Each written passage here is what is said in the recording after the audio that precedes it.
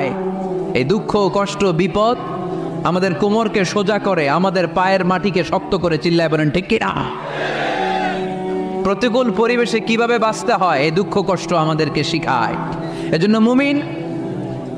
মুমিন বান্দার বৈশিষ্ট্য হচ্ছে দুঃখ কষ্ট বেদনা জ্বালা এগুলোতে সে আপসেট হয় না, সে হাল ছেড়ে দেয় না, সে ভরসা রাখে একজনের উপর। চিল্লায় বলতে হবে তিনি কে?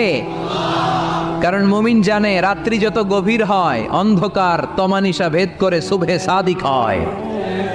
মুমিন জানে গর্ভবতী নারীর পেটের ব্যথা যেই দিন বাড়তে থাকে ওই দিনই নতুন মেহমান আগমনের সময় ঘনাতে থাকে।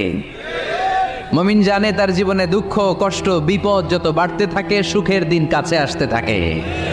এজন্য মুমিনের হারাবার কিছু নেই। ফাইন্না মাআল উসরি ইউসরা, ইন্না মাআল উসরি ইউসরা। নবী হে, কষ্টের পরেই আছে আনন্দ, দুঃখের